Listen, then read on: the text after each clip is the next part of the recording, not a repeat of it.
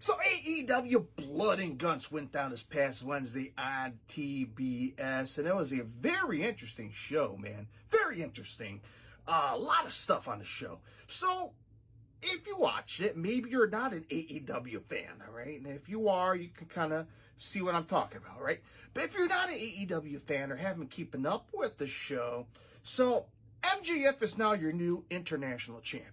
The show kicked off with MJF having a massive celebration, a USA-style celebration for his big title win from last week's amazing 59 minutes and 58 seconds match against Will Bygone Ospreay. Hell of a match. I thought probably the best AEW Dynamite match. I don't know about the best match in AEW history, but the best Dynamite match, gotta say history, right? Pretty good for free television. So AEW kicked off the show this past Wednesday. AEW Dynamite Blood and Guts. MJF came out and he had pretty much obliterated the town of Nashville. Good old Smashville, right? And he unveiled the brand spanking new title. I guess not a new title, but I guess he revamped the international title. He did a Medusa, right? He did Alundra Blaze style. Toss that son of a bitch right in the garbage can. And right above me, I'll put the photo if you're watching on TikTok and YouTube. There's the new title belt. The U.S. revamped title. Made in America. America. God guns America. And, okay, man, looks not too shabby, right? It's not a Wish.com or a Temu version of a United States title. It's a pretty good looking title, man. I gotta admit. I'd love to have one of these. But man, he announced that he's tossing the international championship in the garbage.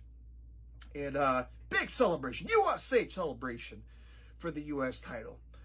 But it makes sense to have a title shot, a rematch, and All In. Ospreay versus MJF, Wembley Stadium, All In, August. Hell yeah, that's going to be a hell of a match. All In looks phenomenal. The card's shaping up looking good. We got Tony Storm and Mariah May. That looks good, man. We got Britt Baker getting involved versus possibly Mercedes Moné. So this is pretty good, man. Danielson versus Swerve Strickland. Man, All In is looking like spectacular. Spectacular. It looks good so far. So, Bryan Danielson had a nice backstage segment. It sounds like his contract is coming up by August 1st. That's days. That's days away. So, August 1st, he's out of contract. But he is still wrestling and All In later on towards the end of the month of August. So Danielson is wrestling without a contract for the next couple weeks, which it's no stranger if you're a fan of pro wrestling, right? Yeah, you know the history of pro wrestling. Maybe you don't. There's been wrestlers in the past that wrestle without a contract, handshake agreements and whatnot. So it's good to see Danielson being loyal. The next question, could Danielson beat Swerve? Could it happen at All In Wembley Stadium? Could he walk out at AEW with the world champion? We'll have to wait and see on that. But we'll talk about that as we get closer to the pay-per-view. AEW Blood and Guts. What do you guys thought about it? Now you're like, what the hell's a blood and guts? Is there a lot of blood? Is there a lot of guts spilling on the... Yeah, it's pretty much, right? So if you're a fan of WWE War Games trademark, because they own the name, AEW can't. Right? They can't use the word War Games because WWE own it. So it's a similar concept, right? Except WWE has a shark cage on stage and they put their all the wrestlers in there and they come out one by one. AEW, the wrestlers come out from the stage one by one with a timer, of course. Similar rules. Well, it starts off with one wrestler versus one wrestler in the ring. 2 cages, 2 rings, referees outside of the ring. So there's similar rules. Darby Allin, Jack Perry. Man, what a way to kick it off, right? My favorite part of these guys beating the hell out of each other outside of the cage. And the crazy part is when Darby Allin went over the rails almost fell on the fans' lap. Like, this close. Man, someone's going to get sued, man. But, man, these guys went to war. These guys, this whole match was insanity. You got Anthony Bowens using scissors, stabbing people in the head. Man, this match was everything, man. Everything you could think of. Handcuffs. But as the match got close to the end, and there's some controversial stuff, right? Controversial stuff in this match. Well, drawing blank here. Jack Perry, he was handcuffed to the steel cage. Mark Briscoe had a chair. Mark Briscoe gives a chair shot right here in the head, which is a big no-no these days in pro wrestling. Unless you're in the independent wrestling company, don't give a rat's ass on safety. Okay, whatever. But for a major company like WWE, chair shots in the head, it's kind of been low, right? Don't do this. Protect your head from a chair shot, right?